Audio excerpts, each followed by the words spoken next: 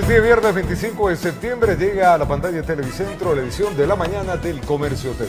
7:01 de la mañana y estamos ya con este noticiero para informarles acerca de todo lo que pasa en nuestro país y también a nivel internacional. Hoy día viernes, póngale buena energía, se acaba la semana laboral. El tráfico en la ciudad de Quito sobre el Ejido, ahí estamos mirando la Casa de la Cultura Ecuatoriana, hay tráfico, es viernes, ¿no? El tráfico en viernes siempre, mi Ali, se comienza a complicar. Ahí vemos la 12 de octubre en la parte centro-norte de la ciudad de Quito, que presenta picos importantes de tráfico. Ahí vamos revisando en nuestro helicóptero virtual cómo se desenvuelve esta hora, la avenida 6 de diciembre, a la altura del Hospital Vaca Ortiz, sobre la Colón. Miren, ahí tenemos tráfico en la Colón, va hacia La Coruña, 12 de octubre, y este se moviliza justamente hacia el norte de la ciudad de Quito. Miramos sobre la Carolina, este es ya la avenida República, la Eloy Alfaro, que presentan picos de tráfico tempranamente. Sobre esta principal arteria aparece las Naciones Unidas, donde también en algunos flancos presenta tráfico. Esta va hacia la 10 de agosto, vía que también es muy importante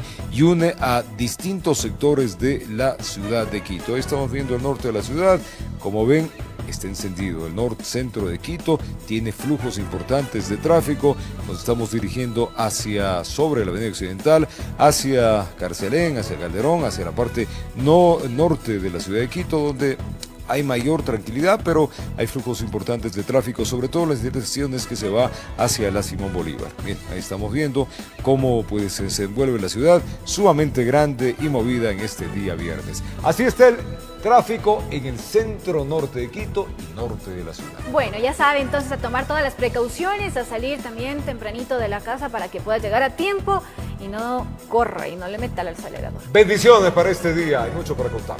Vamos a contarles que Alexis Mera, ex asesor jurídico en el gobierno de Rafael Correa, fue trasladado desde Guayaquil, donde permanecía bajo arresto domiciliario, hasta la cárcel de La Tacunga, donde cumplirá con la sentencia impuesta tras ser declarado culpable en el caso Sobornos 2012-2016. Aún eran horas de la mañana cuando el exfuncionario público abandonó su domicilio en el norte de Guayaquil. Escoltado por más de una decena de agentes policiales, de allí fue trasladado hasta la Policía Judicial del Guayas y sin tanto resguardo ingresó hasta estas dependencias. Soy un perseguido político, no he robado un centavo, no he cogido dinero de nadie y solo me voy preso por mis ideas.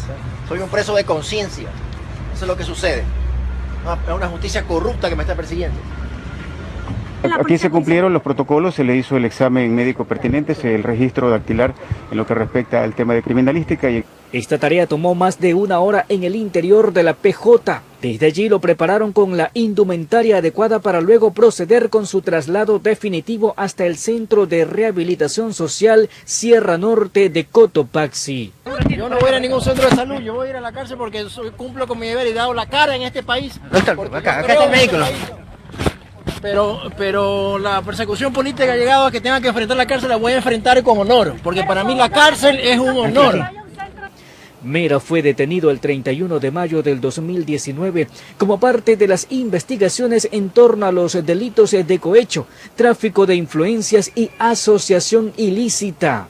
Desde el mes de julio de este año cumplía con el arresto domiciliario, hasta que la mañana de este jueves se dio cumplimiento a lo dispuesto por el Tribunal de Juzgamiento, que daba paso a las sentencias de los 20 culpables en el caso Sobornos 2012-2016. Está hecho cargo en este caso un equipo del GOE, las personas responsables en este caso también de la Policía Judicial. Informó José Morales.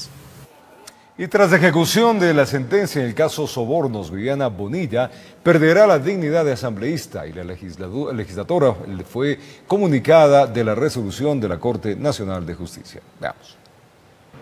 Lo que procede una vez la presidencia de la Asamblea Nacional fue notificada del fallo de la Corte Nacional de Justicia respecto de la sentencia de 8 años que Viviana Bonilla deberá pagar por ser hallada culpable del delito de cohecho pasivo agravado dentro del caso Sobornos 2012-2016, es la principalización de su alterno. Lo que corresponde es que el presidente ponga en conocimiento tanto aquella notificación cuanto el informe de asesoría jurídica al CAL, a fin de que se proceda en forma inmediata a la principalización del asambleísta alterno que es el señor Rodrigo Collaguaso. Con ello se sobreentiende que Bonilla dejará de ostentar la dignidad de asambleísta. El órgano legislativo deberá cesarla en funciones, por lo que su alterno pasará de forma titular a ocupar su curul. Y por supuesto, ejecutar todas las acciones de orden administrativo para que esa principalización funcione cabalmente en cuanto al derecho de participar en el plenario, la curul electrónica, la comisión a la que pertenece y por supuesto su salario.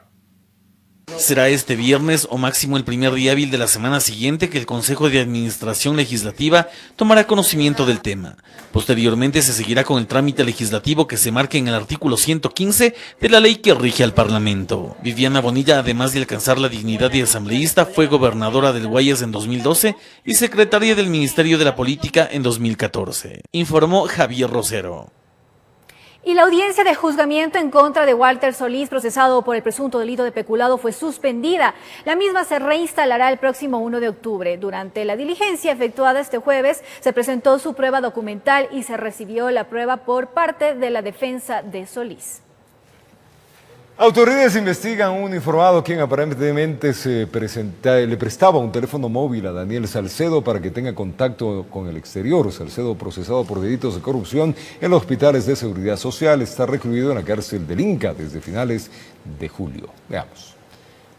Han pasado 58 días desde que Daniel Salcedo fue ingresado al centro de detención provisional de El Inca al norte de Quito. Es que mientras avanzan las investigaciones en su contra, el director del SNAI, Edmundo Moncayo, es enfático en mencionar la situación de Salcedo en esa cárcel. No tiene privilegios.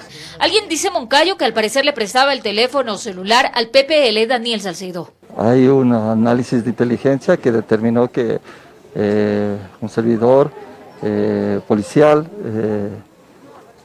estuvo en contacto con él y no cumplió con las normas establecidas y protocolos y fue trasladado a la Fiscalía para que la Fiscalía tome las acciones pertinentes del caso. Estaba haciendo un uso indebido de un medio de comunicación. Ahora que si a través del teléfono móvil mantenía o no conversaciones y con quién, será potestad de las autoridades competentes determinarlo. Eso es lo que Fiscalía tendrá que determinar de acuerdo a las investigaciones que realiza. Y sobre un posible traslado, dice que el procesado está en una cárcel donde se puede velar por su salud y seguridad, alejado del resto de presos, que ya le han respondido al juez que ordenó el cambio de cárcel. Y sobre las presuntas amenazas de muerte que habría estado recibiendo Daniel Salcedo, Moncayo sostiene que es muy difícil que se registren tales hechos, puesto que es altamente monitoreado. De existir ese tipo de acciones, se podrían evidenciar en el circuito cerrado de televisión que permanentemente tiene Daniel Salcedo. Al momento no se tiene previsto un traslado de Daniel Salcedo a otra cárcel, pues él es pieza clave para determinar una presunta red de corrupción que se beneficiaba de contratos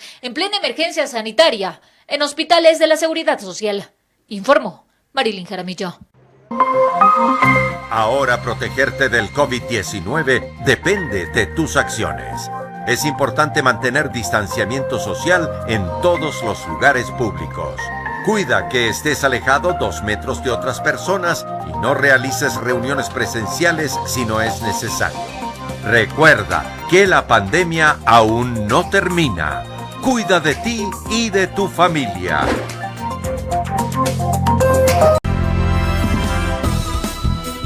Gracias por acompañarnos. Tras 72 horas de su detención, el piloto Franklin Lara recuperaría su libertad luego de que su abogado obtuviera un habeas corpus debido a la caución hipotecaria que fue calificada este 1 de septiembre. Él es uno de los imputados por el presunto fraude procesal en el intento de fuga de Daniel Salcedo y otros acompañantes en una avioneta que se asentó allá en Perú. La acción de habeas corpus fue solicitada a primera hora de este miércoles porque, según el abogado del piloto Franklin Lara, su aprehensión no procedía por ningún lado. El juez abogado Juan Carlos Terán concedió la caución mediante una garantía prendaria, hipotecaria, de que se actualice el valor de un bien inmueble de los padres de Franklin, donde el bien supera ampliamente los $50,000. Enfrenta una instrucción por el presunto delito de fraude procesal al ser uno de los ocupantes de la avioneta que trasladaba a Daniel Salcedo, su pareja y otros acompañantes. Se estrellaron en la frontera peruana a inicios de junio, en un intento de fuga, según la Fiscalía. Yo esperaba que a esta hora ya la jueza hubiese enmendado su hierro jurídico, porque es un error judicial. La diligencia se llevó a cabo a media mañana de este jueves. De manera paralela, la ministra de Gobierno advertía. Pero cuando hay una boleta de captura, la policía busca a las personas, las detiene y las lleva ante un juez. Ese es el procedimiento normal. Si un juez decide otra cosa, nosotros respetaremos esa orden de juez. Vía telefónica, el abogado de Franklin Lara confirmó que en horas de la tarde le concedieron el habeas corpus y que su excarcelación se concretaría en las próximas horas. Informó Jorge Escobar. Y es momento de saludar a nuestro invitado de hoy. Se trata de Rommel Salazar. Él es director general del Servicio Nacional de Riesgos y también director del COE Nacional. Muy buenos días, señor director. Qué gusto. Bienvenido. Buenos días. Muchas gracias por la invitación. Veo que está bastante contento. Me decía que juega el equipo de sus amores, ¿ah? Así es. Muy bien. Vamos a empezar con la entrevista, señor director. Han pasado casi 2 semanas desde que terminó el estado de excepción. ¿Cuál es la evaluación que usted hace luego de dejar en manos de la propia gente y también de los COEs cantonales la responsabilidad de que adopten medidas de seguridad para así evitar los contagios? Bueno, justo el día de ayer el COE Nacional se reunió para evaluar hacer un análisis amplio sobre la finalización del estado de excepción y el comportamiento de la ciudadanía. Podemos encontrar de que todavía existen ciertas incivilidades e indisciplinas por parte de la ciudadanía que no están cumpliendo en varios lugares el cumplimiento del protocolo de bioseguridad, y necesitamos que la ciudadanía nos apoye. Necesitamos que la ciudadanía tome el rol de corresponsabilidad para poder hacerle frente a esta pandemia que no ha terminado, a esta emergencia sanitaria que continúa. No tenemos todavía estudios concretos sobre vacunas, sobre el comportamiento real de esta enfermedad. Esta enfermedad es una enfermedad nueva. Lo que sí estamos seguros es que esta enfermedad no se ha ido, que el virus continúa al acecho como un enemigo invisible que puede causarnos muchos daños. Por favor, la ciudadanía debe entender de que si no contamos con el apoyo de ellos, por más seguimiento, por más protocolos que nosotros hagamos, vamos a tener problemas en un futuro. Pero precisamente, señor director, ¿cuáles son las acciones entonces que se piensa tomar después de esta reunión que han mantenido? Pues hemos visto que hay aglomeraciones en algunos lugares. Por ejemplo, el fin de semana pasado, el primero, después de que se levantaran estas restricciones, tuvieron que hacer operativos en donde se sancionaron aglomeraciones, fiestas, se tuvieron que clausurar también establecimientos, también bares, todo. Entonces, ¿cuáles son las medidas que se piensan tomar luego de la evaluación que ustedes dicen han realizado? Entendamos que en el ámbito de nuestras competencias nosotros tenemos que seguir haciendo nuestro rol.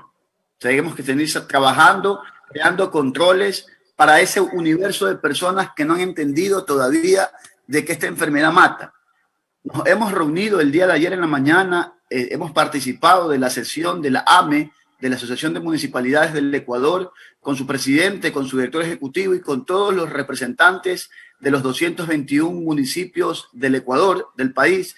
Estamos planificando acciones en conjunto para de esa manera, en cada realidad de cada cantón, poder determinar acciones que nos permitan combatir incivilidades e indisciplinas que todavía se ven en parte de la población. Debemos entender que tenemos que vincularnos, autoridades, ciudadanos, empresa privada, medios de comunicación. Todo el Estado de Derecho tiene que activarse. No podemos bajar los brazos. La ciudadanía no se puede relajar. La ciudadanía no puede bajar los brazos y confiarse.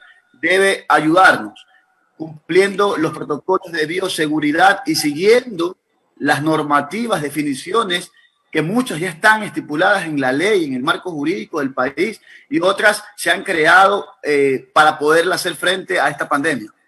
Sin embargo, debo insistir cuáles son las acciones que se tienen que tomar. Por ejemplo, el caso de Quito es realmente crítico.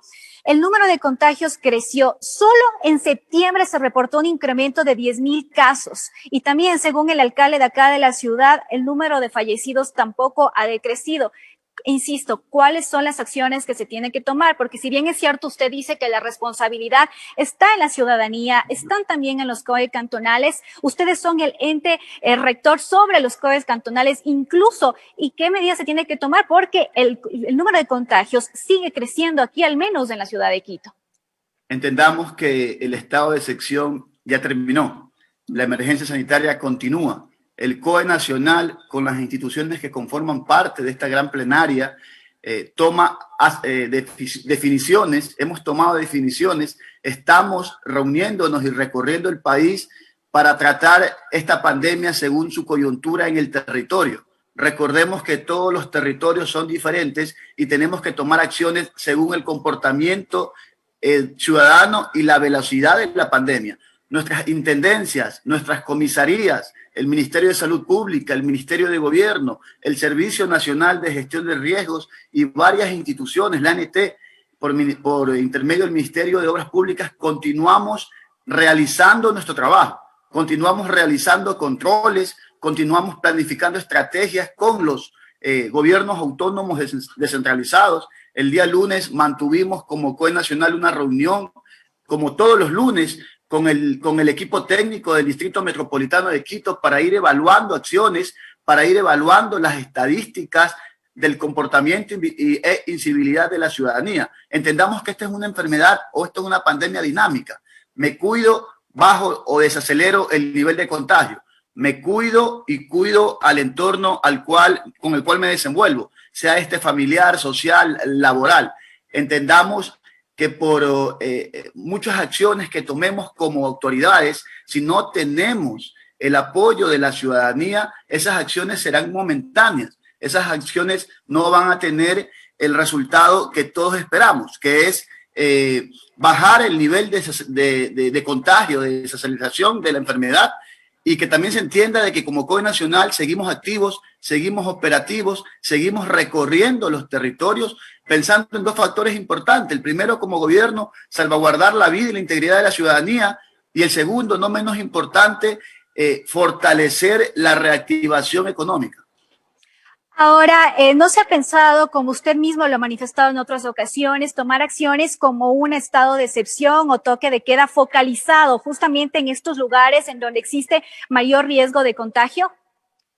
El dictamen de la Corte Constitucional es muy frontal en ese aspecto y la Constitución lo permite, las leyes lo permiten. El presidente de la República, si tenemos análisis de algún brote en alguna provincia, en algún cantón, de alguna emergencia, que se radicalice en algún territorio, el presidente va a poder focalizar un estado de excepción y tomar medidas drásticas para poder hacerle frente a esta emergencia. ¿Ese no es el caso de Quito? Quito se está evaluando perennemente, como le manifestaba, todos los lunes. Estamos teniendo reuniones, estamos vinculados con sus autoridades. Recuerde que en Quito tuvimos controles focalizados en 7 parroquias que continúan todavía, desde Carcelén hasta Guamaní, desde el norte al sur, pasando por el centro histórico. Hemos tenido controles, seguimos realizando controles con nuestros equipos de las diferentes instituciones, con nuestros equipos territoriales en el territorio, junto al Distrito Metropolitano de Quito, para hacerle tomar conciencia a la ciudadanía que necesitamos. Hoy estamos en una etapa donde necesitamos del apoyo responsable y consciente del ciudadano. Necesitamos del apoyo responsable de la ciudadanía para poder desacelerar el nivel de contagios, pero también para poder hacerle frente a esta pandemia. No puede solo el municipio de Quito, no puede solo el gobierno central. Necesitamos del apoyo de todos, y todos quiere decir los que conformamos el Estado. ¿Cuál es la situación en otras provincias con respecto a esta curva epidemiológica? Bueno, hay varias provincias que se mantienen en un nivel de estadísticamente analizándolo, van a la baja. Hay otras provincias que se mantienen en la curva descendente. Hay otras provincias que suben y bajan el nivel de contagio. Todo depende de cuál es el comportamiento ciudadano en el respeto de los protocolos de bioseguridad. Hemos visto en territorios, por ejemplo, Guayaquil, en los buses, la gente sube con las mascarillas, pero ya arriba en el bus se las quitan. Hemos visto que no hay respeto en algunas provincias a la no aglomeración o al distanciamiento social. Entonces, necesitamos que la ciudadanía entienda que lo que se terminó fue un estado de excepción, más no la emergencia sanitaria. La emergencia sanitaria continúa y hoy estamos en la etapa de yo me cuido. Porque si yo me cuido, cuido a mi entorno y cuido a mi familia, cuido a mi esposa, a mis hijos, a mis padres, etcétera. Entonces, necesitamos contar con el apoyo radical de la ciudadanía en todas las acciones que estamos tomando como gobierno central, como COE, y que estamos articulados y vinculados con los diferentes gobiernos autónomos descentralizados. Pero ese relajamiento que usted ve quizás en la ciudadanía, me está mencionando que en Guayaquil se sacan la mascarilla cuando suben ya a los buses, ¿no es provocado también por el relajamiento de las medidas que se han dado a nivel nacional? Por ejemplo, en Quito, en Guayaquil, allá no hay restricciones de mucho tipo, ya van a funcionar también establecimientos con los gimnasios. Entonces, ¿no es un mensaje de relajamiento también para la ciudadanía? Recordemos que lo que se terminó fue un estado de excepción y restricciones que la ley actualmente no los permite. No nos permite crear, por ejemplo, toques de queda. Pero nosotros seguimos manteniendo el control en los territorios por parte de las diferentes instituciones. Hay un trabajo planificado y articulado entre las intendencias, las comisarías, las gobernaciones, los equipos zonales de las instituciones que conforman el Estado central, pero también estamos reunidos, también estamos trabajando con los gobiernos autónomos descentralizados. Nosotros no hemos bajado los brazos, nosotros no nos hemos relajado como autoridad. Nosotros seguimos trabajando en el marco de la competencia de lo que la ley nos permite. Entonces, debemos entender que necesitamos del apoyo ciudadano. Cuando teníamos el estado de excepción, obligábamos a la gente hasta tal hora en el toque de queda a respetar la semaforización en ciertas restricciones que nos permitían determinar el estado de excepción. Hoy en día el estado de excepción ha terminado, la emergencia continúa y nosotros seguimos trabajando en el territorio como Servicio Nacional de Gestión de Riesgos, recorriendo los territorios, manteniendo vinculación y articulación con las autoridades de los municipios, que son los presidentes de los COE cantonales. Cada COE cantonal tienen delegados, lo conforman también delegados del Ministerio de Salud Pública, del Ministerio de Gobierno, del Servicio Nacional de Gestión de Riesgos, y pasamos a ser un ente supervisor, un ente asesor, un ente que estamos exhortando a la ciudadanía, a los municipios a tomar acciones en el marco de sus competencias para que nos Así es, señor director. Nos queda bastante claro este tema sobre la competencia que ustedes tienen.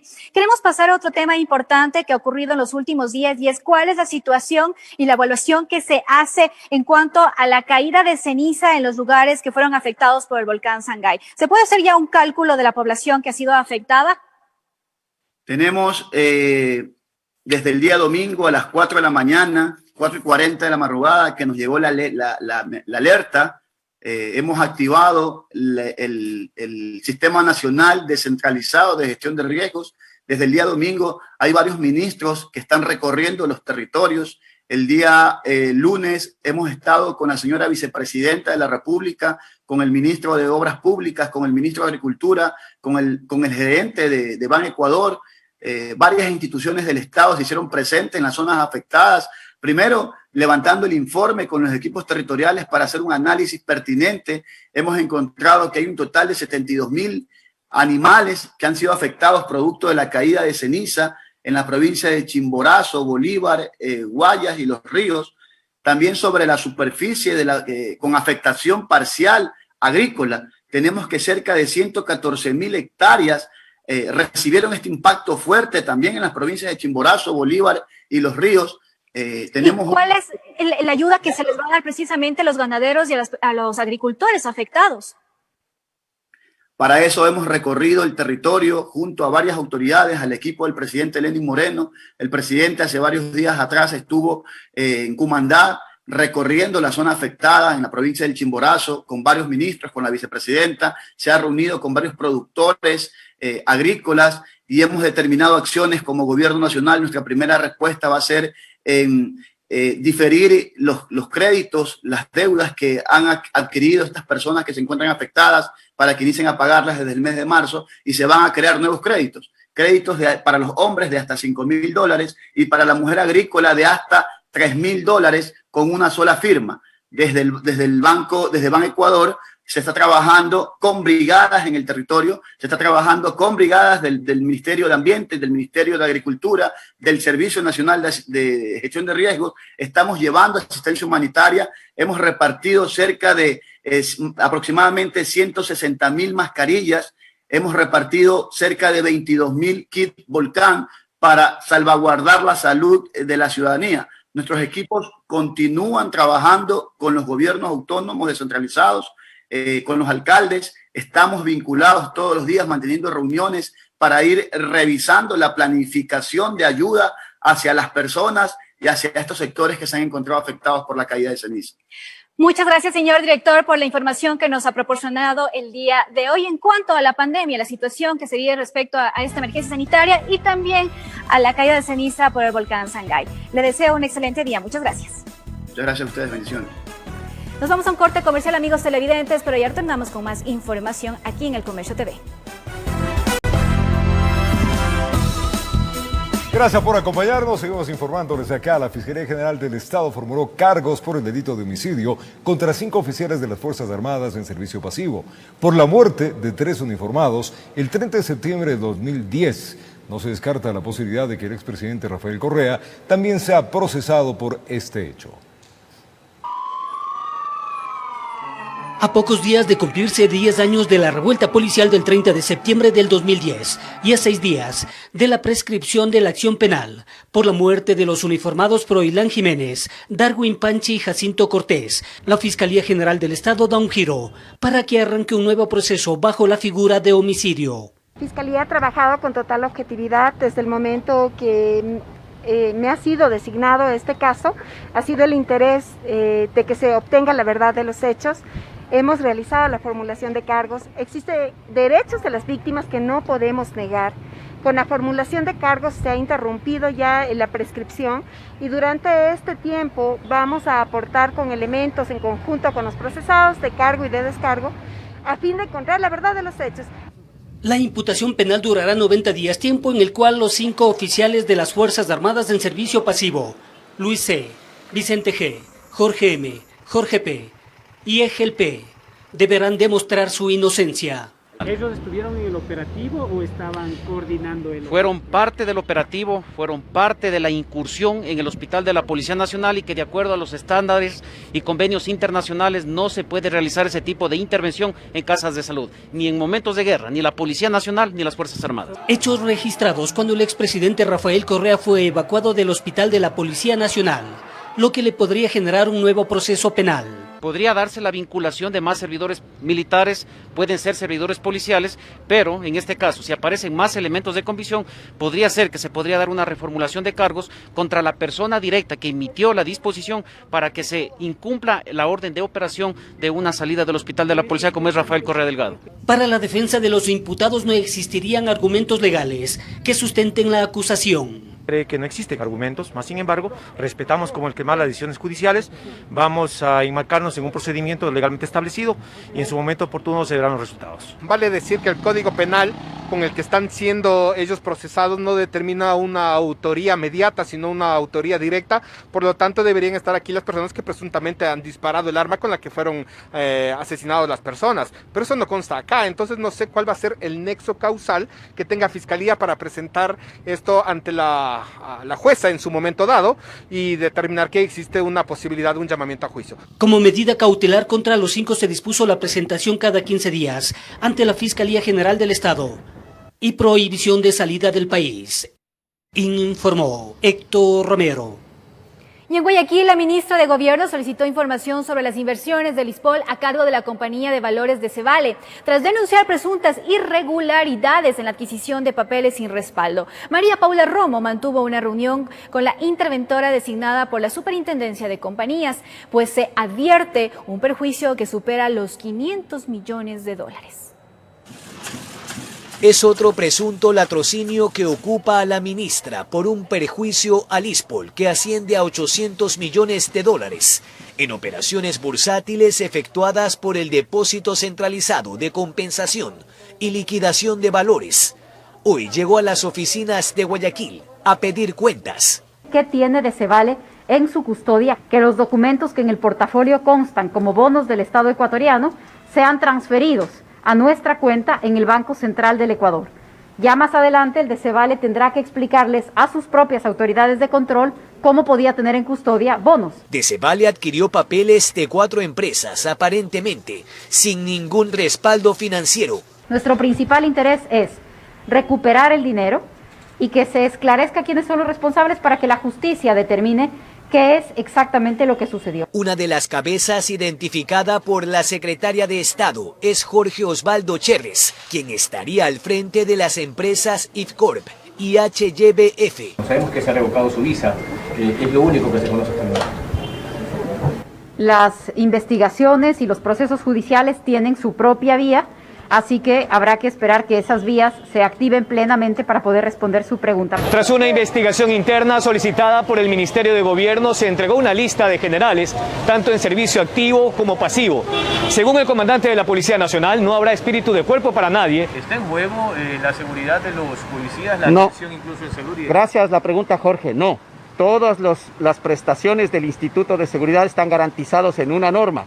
Tenemos nosotros hasta el momento solvencia y liquidez como para poder cumplirlos, pero en el caso de que se requiera, se necesitare, corresponde por ley al Estado proveerlo. La interventora deberá entregar su primer informe en los próximos días. Según las autoridades, el presunto fraude financiero golpearía además al BIES y el Fondo del Magisterio, informó Jorge Escobar.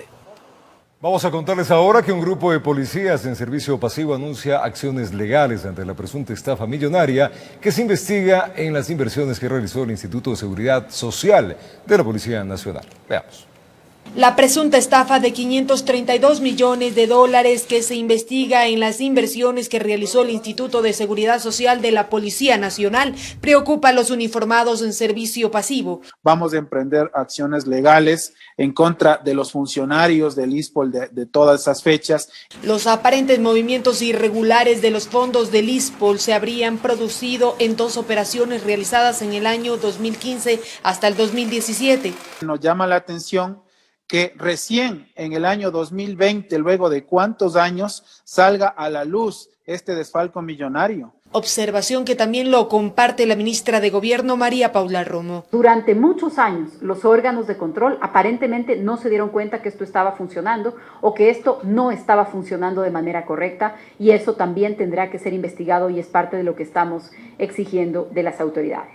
Los policías en servicio pasivo exigen también que se dé seguimiento a los movimientos financieros que realizó Jorge Cherres, más conocido como El Mago. Dicho empresario habría recibido a través de 2 entidades financieras privadas los $532 millones. Queremos saber él a quién más depositó. Si depositó tal vez a algún funcionario del ISPOL, si depositó tal vez a alguno de los directivos, eso es tremendamente importante. Las autoridades han garantizado que el dinero que pertenece a los policías no va a ponerse en riesgo. A pesar de todo eso, la jubilación de nuestros policías está garantizada, porque existe una ley que le obliga al Estado a garantizar el pago. En medio de las dudas, las investigaciones avanzan para recuperar el dinero y dar con los responsables, informó Valeria Navarro. Y la noche de ayer, un medio de comunicación colombiano anunció que Jacobo Bucaram Puley fue capturado en Medellín. El hijo del exmandatario Abdalá Bucaram, que es buscado por la justicia ecuatoriana por 2 delitos, publicó un video en su cuenta de Twitter indicando que no está detenido. 19:23 y el medio de comunicación colombiano Radio Caracol hizo una publicación que titula "Capturan en Colombia a Jacobo Bucaram, hijo del expresidente ecuatoriano".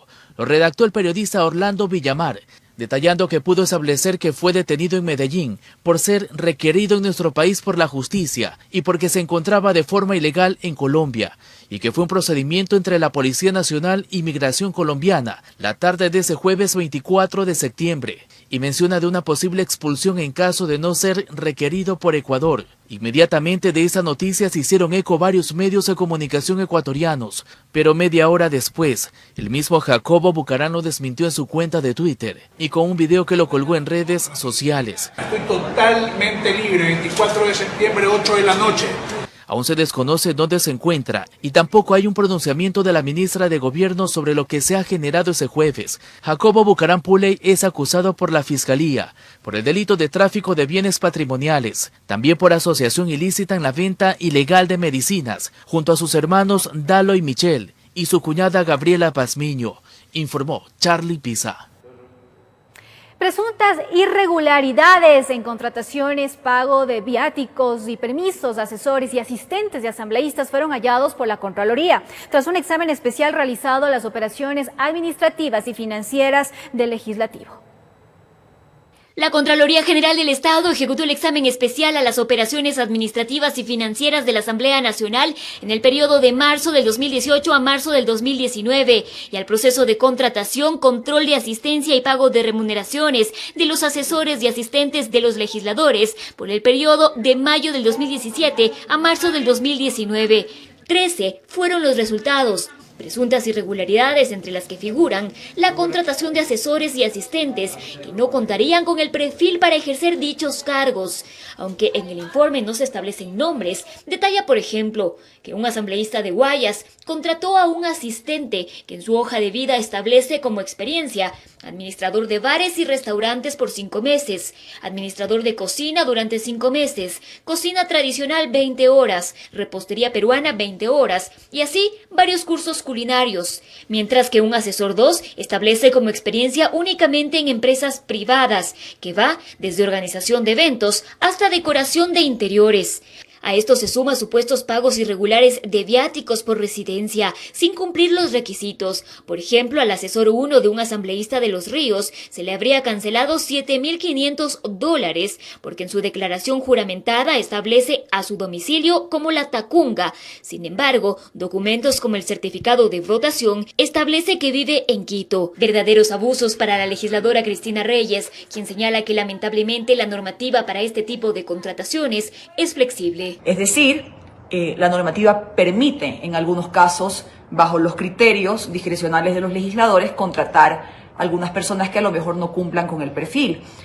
En ese sentido, yo he planteado una reforma a la Ley del Servicio Público justamente para que haya haya criterios más estrictos a la hora de las contrataciones de los cargos de confianza, de libre remoción, no solamente por los temas de la Asamblea Nacional, fundamentalmente por lo que ha ocurrido en el sector público. Con ello concuerda Germán Rodas, miembro de la autodenominada Comisión Anticorrupción, para quien además de esta investigación se debe ir al siguiente paso. Las responsabilidades no son de los contratados, son de quienes los contratan, y los que contratan habrá que saber si es que los tienen allí para que cumplan funciones de qué naturaleza, o si simple y llanamente es un medio para nuevamente obtener diezmos. Y es que el informe de la Contraloría recomienda al Legislativo que se valide y se verifiquen requisitos e información. En Quito informó Adriana Rojas. Vamos al sector de la Loma de Puenguasí. Allá se construye un puente para unir los barrios de Buenos Aires con Alma Lojana. Sofía Vintimilla está en el sitio, se denomina el Triángulo de Piedra. Ahí nos va a ampliar un poquito más cómo está la obra tan necesaria, Sofía, sobre todo para evitar tanto accidente de tránsito. Buenos días y adelante. Así es, Roberto, amigos, que tengan un buen día. Es una alternativa para quienes circulan sobre la autopista General Rumiñahui y también sobre la Simón Bolívar. Vamos a hablar con el gerente de la empresa de obras públicas, Rafael Carrasco, para que nos amplíe la información. Y mientras ustedes van a ver en imágenes cómo ya está parte del puente construido, uno de los puentes carrozables, y también habrá un puente peatonal. Ingeniero, buenos días. Coméntenos un poquito cuáles son las características técnicas de esta obra. Buenos días, Sofi, televidentes, muchas gracias. Este es un puente que da una solución vial muy importante para este sector. Es un puente que une el barrio Alma Lojana con el sector del Triángulo de Piedra y también el barrio Buenos Aires. Antes el acceso al Cerro Monjas se lo hacía por una parte de la Simón Bolívar. Si vienes de sur a norte, cruzas la General Rumiñahui y había un acceso al Cerro Monjas que generaba realmente bastante inseguridad vial. Hubieron accidentes, fatalidades lamentablemente, y este puente lo que hace es justamente dar esa solución. Ahora se ingresaría y se saldría por Alma Lojana, más hacia el norte por la autopista General Rumiñahui. Entonces realmente es un aporte muy importante para este sector que beneficia a más de 10,000 personas personas. ¿Y dónde se ubicará el puente peatonal que también va a haber? El puente peatonal está más abajo de la quebrada, que une también Alma Lojana y es un acceso hacia la General Rumiñahui para que las personas puedan acceder al transporte público. Era un puente que estaba hecho de madera y se lo hizo metálico, era un puente de madera hecho por la comunidad y nosotros lo hemos hecho en metal y eso ya está inaugurado, ya está funcionando. Perfecto, enhorabuena. Entonces, ya ven aquí el avance de la obra. Tiene un 70% de avance y se espera que hasta finales del año esté totalmente listo para que los conductores que circulan por este sector lo puedan hacer. Ahora es momento entonces de una pausa comercial. Regresamos con mucha más información.